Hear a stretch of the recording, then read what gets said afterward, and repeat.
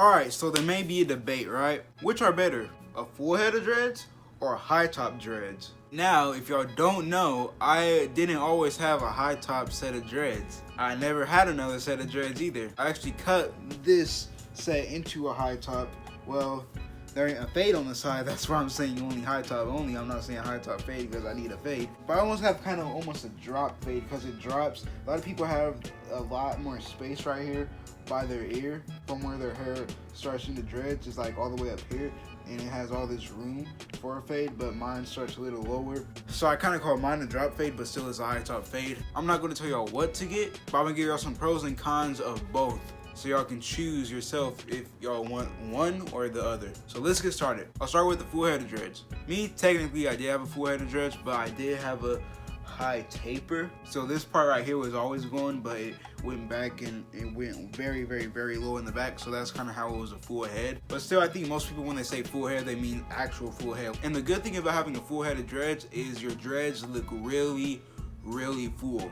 Like, you see how my hair looks, right? My hair already looks full, but this is only a high top. If I had dreads on the side and on the back, my hair will look extremely full. So it will look like you have extremely thick and just big hair, basically. So if that's the look you want to go for, make sure you do a full head of dreads. And also, I want to point out one thing with my hair. See how the dreads on the side are like dropping lower than the dreads in the front, or these dreads on the side seem to look longer than the ones in the front? These over here are not actually longer. They're both pretty much the same length. It's just like I said, it starts a little higher, but then it kind of drops back, so it drops down. So that's why the dreads on the side seem to look longer, because this dread starts lower than these up here. These are all the way, these start right here, and these start down here. So that's why these seem to look longer. So how does that play with the full head of dreads? If you have a full head of dreads, you have dreads that start all the way pretty much right here. And let's just look at how long my hair is, right? It goes pretty low, it goes almost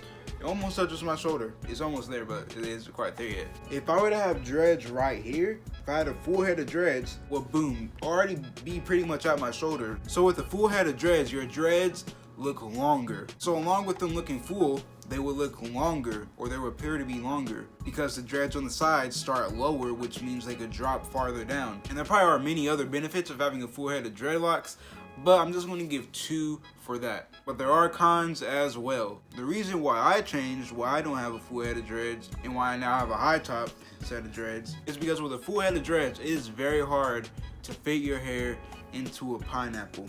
See how even I'm kind of struggling to put all my hair up? With a full head of dreads, it's very hard to fit all your hair in there, and you have to wait for your hair to get to a certain length to fit it in here. Which with the high top set of dreads, all your hair is at the top, so all your hair is relatively at the same length.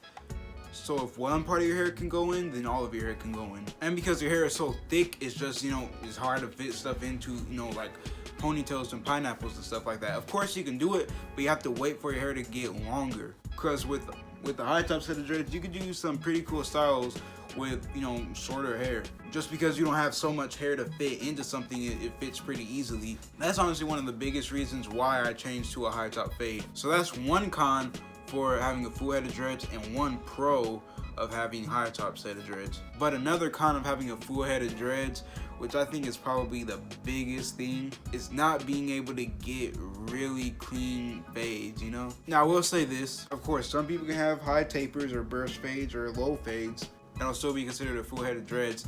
But the thing is, it's just like, this is just my opinion right here. You just don't have that much hair to work with. It's just with a high top set of dreads, and I know I don't have a fade, all right? Just for the sake of it, let me put up some pictures where I have a fade, all right? There's just so much hair to work with that really just shows off your fade, and it makes the rest of the hair look really nice. And that especially goes good for freeform, because a lot of freeformers, they have crazy looking hair. Now, I'm not completely freeform, I'm semi-freeforming right now, because I did start out with twisting, but now I'm not twisting my hair. And sometimes your hair can get out of hand, but if you have a fade, then it just makes a lot of things look really clean, and it makes the hairstyle look a whole lot more bearable. So in my opinion, that's one of the biggest cons of having a full head of dreads, and one of the biggest pros of having a high top set of dreads. And even an undercut, but an undercut goes a little higher than high top dreads. But also, another con of having a full head of dreads is that you have a lot more hair to retwist if you retwist your hair. And me, personally, when I used to twist my hair, I have 100 plus dreads on my head. Well, technically now I think I have like